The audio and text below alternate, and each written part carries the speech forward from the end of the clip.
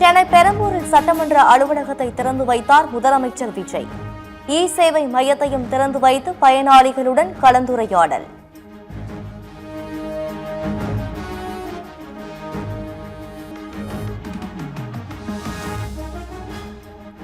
தமிழகம் முழுவதும் சுமார் 73,000 புதிய ரேஷன் அட்டை வழங்கும் நிகழ்ச்சி.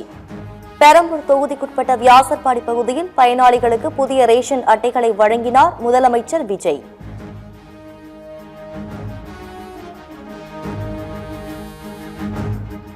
சென்னை தலைமை செயலகத்தில் முதலமைச்சர் விஜய் தலைமையில் பள்ளி கல்வித்துறை தொடர்பான ஆய்வுக் கூட்டம். 2031ஆம் ஆண்டிற்குள் தமிழ்நாட்டின் அனைத்து பள்ளி வகுப்பறைகளும் ஸ்மார்ட் கிளாஸ் ரூம்களாக மாற்றுவது குறித்து ஆலோசனை.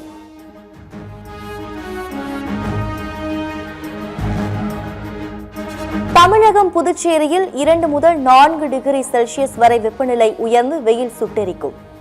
தமிழகம், புதுச்சேரி, காரைக்கால் பகுதிகளில் 18ஆம் தேதி வரை வறண்ட வானிலையை நிலவும் என வானிலை ஆய்வு மையம் கணிப்பு.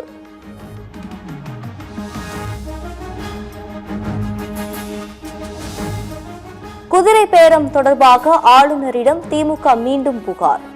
திமுக வழக்கறிஞர்கள் ஆளுநர் மாளிகையில் நேரில் மனு அளித்தனர்.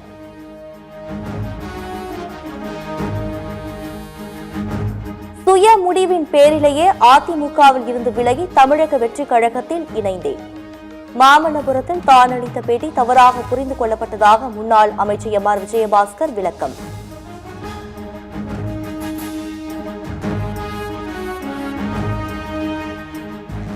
தன்னை தாவேகாவினர் அணுகியதால் கட்சி மாறினேன் என்ற எம். ஆர். விஜயபாஸ்கர் பேச்சால் குதிரை பேரம் உறுதியானது என RS பாரதி பேட்டி. கரூரில் விஜய் பேசியது உண்மைக்கு மாறானது என்று உச்சநீதிமன்ற நீதிபதி கமிட்டிக்கு புகார் அனுப்பியுள்ளதாகவும் தகவல். செய்தியாளர் கூட்டத்திலே என்னை தாவேகாவுக்கு வந்து சேரும்படி கேட்டுக்கொண்டார்கள். ஆகவே தான் நான் ராஜினாமா செய்கிறேன் என்று சொல்லி ராஜினாமா செய்துவிட்டு அவர் சேர்ந்து விட்டார். தகுந்த ஆதாரங்கள் என்பதை சுட்டிக்காட்டுகிற வகையில் ஆளுநரிடத்திலும் டிவிசியிலும் திமுகவின் சார்பில் நாங்கள் புகார் கொடுத்திருக்கிறோம். குதிரை பேரத்தை தாவேக அரசு ஊக்குவிப்பதாக கூறி திருச்சி புறநகர் கிழக்கு மாவட்ட அதிமுக சார்பில் 18இல் ஆர்ப்பாட்டம். அக்கட்சியின் பொதுச் செயலாளர் எடப்பாடி பழனிசாமி அறிவிப்பு.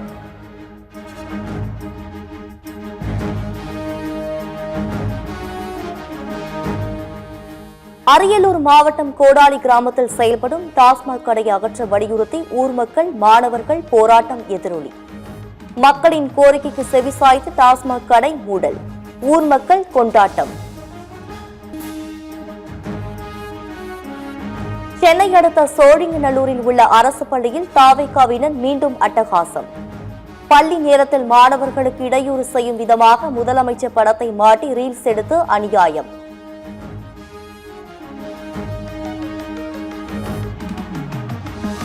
சென்னை அண்ணாநகர், சூளைமேடு, மாதாவரம் பகுதிகளில் இரவு நேரங்களில் இளைஞர்கள் பைக் ரேஸ். வாகன ஓட்டிகள் உயிருக்கு ஆபத்தை ஏற்படுத்தும் வகையில் செயல்படும் இளைஞர்கள் மீது நடவடிக்கை எடுக்க வேண்டும் என வலுக்கும் கோரிக்கை. கள்ளக்குறிச்சி மாவட்டம் உளுந்தூர்பேட்டை அருகே அரசு தொடக்கப்பள்ளியில் மது பிரியர்கள் அட்டகாசம். இரவு நேரத்தில் மது அருந்துவிட்டு பாட்டில்களை உடைத்து வீசி செல்வதால் மாணவர்கள், ஆசிரியர்கள் கடும் அவதி.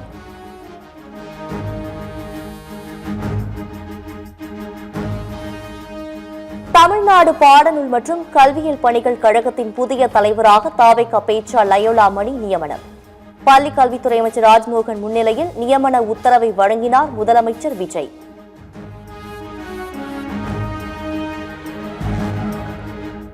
ஜனவரி முதல் மே வரை மட்டுமே ஜல்லிக்கட்டு போட்டியை நடத்த வேண்டும். விதிகளை மீறி ஜல்லிக்கட்டு போட்டி நடத்தக்கூடாது. சிவகங்கை அருகே விதிகளை பின்பற்றாமல் நடத்தப்படும் ஜல்லிக்கட்டுக்கு தடை கோரிய வழக்கில் உயர்நீதிமன்ற மதுரை கிளை உத்தரவு.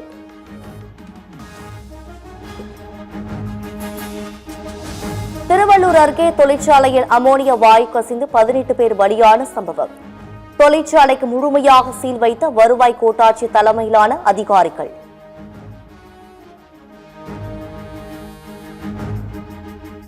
கொடைக்கானலில் உள்ள டால்பின் நோஸ் சுற்றுலா தலம் செல்லும் சாலையில் பணிகள் நடப்பதால் தற்காலிகமாக தடை. சுற்றுலா பயணிகள் ஏமாற்றம்.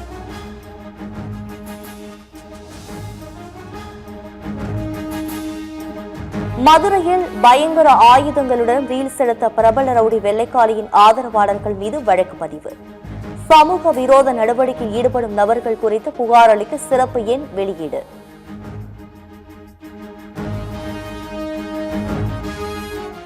அசாம் மாநிலம் லக்கிம்பூரில் கொட்டி தீர்த்த கனமழையால் வெள்ளக்காடாக மாறிய கிராமங்கள். விளை நிலங்கள், சாலைகள் வெள்ளம் பெருக்கெடுத்ததால் மக்கள் இயல்பு வாழ்க்கை பாதிப்பு.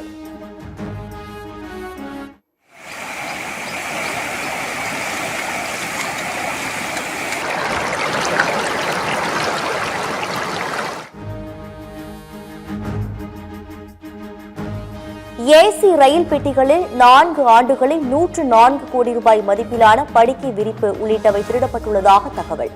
புகார் குறித்து விசாரணை.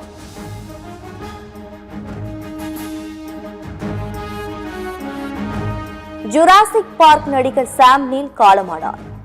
100க்கும் மேற்பட்ட படங்கள், தொடர்களில் நடித்து புகழ் பெற்றவர்.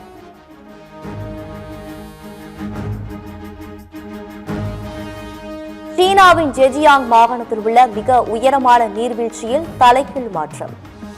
பாவி புயலால் ஏற்பட்ட சூறாவளி காற்று மலையில் இருந்து விழும் நீரை மேல் நோக்கி எழச் செய்த அதிசயம். சென்னை சூப்பர் கிங்ஸ் அணியின் பயிற்சியாளர் பொறுப்பிலிருந்து ஸ்டீபன் பிளமிங் விலகல் எதிரொலி. தலைமை பயிற்சியாளர் தேர்வில் ஹேமந்த் பதானி மற்றும் பிரெண்டன் மெக்கல்லம் பெயர்கள் இடம்பெற்றுள்ளதாக தகவல்.